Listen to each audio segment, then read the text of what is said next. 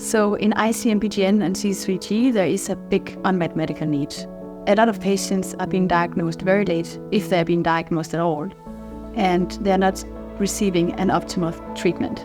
And this is something that we want to change with CompCure. We want to make sure that the patients are getting optimally treated so that they can live fulfilling and healthy lives. So we are talking about children and adults with a very rare disease, okay? And if these patients are almost alone in the clinic, or when we see all the patients in all Europe, we find there are many patients. And this gathering some blood sample and urine from them can help us to study this blood and urine and understand better if there is something in common, to find new markers and find new opportunities to understand better the disease and find new treatments. You know, this is all what we have, the urine and the blood, and here you see there is no urine. It's good.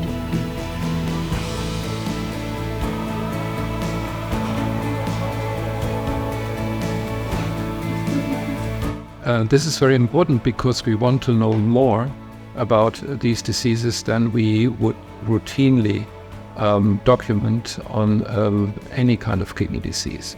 So here we really are interested in how do the patients present, what is their kidney function over time, how does the kidney disease respond to the treatment with various immunosuppressive drugs that are available, and what is the long-term outcome.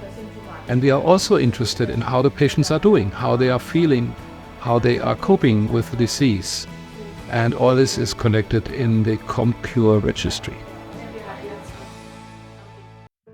When the patient is coming to us, we ask for actually if he wants to participate in the registry, okay, and in the biobanking. The patient has to sign a consent form, okay, where he's saying that they agree in participating in this project.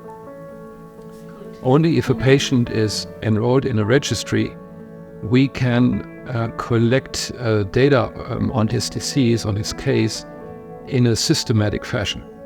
Of course, every physician also takes notes, and we have the hospital system, but each hospital system is different, and we cannot compare the notes of the treating doctors in different hospitals very easily, because the way they write up things differs.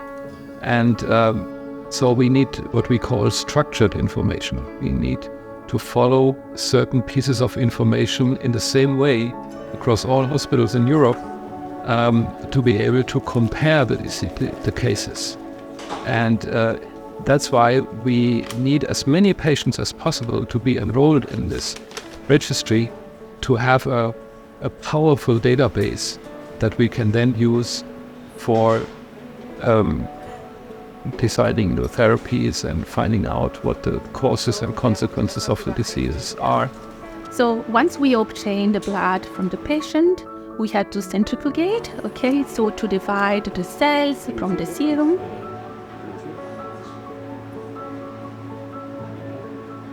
We have established a very strong steering committee of leading experts in the field of complement-mediated kidney diseases.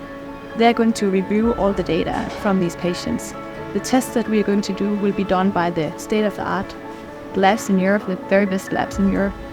And what patients will then immediately get out of CompCure is a strong assessment of their disease state. In the longer run, we are going to develop guidelines that will allow these patients to be treated optimally, and hopefully we can also discover some new biomarkers. I have been through a difficult journey myself with my daughter. She has IC-MPGN. She was treated by very good hospitals in different countries, but it was very difficult for the very skilled nephrologists who took care of her to actually treat her and to figure out what was wrong with her. Du så viele Medikamente nehmen? Ja, change a little more this video.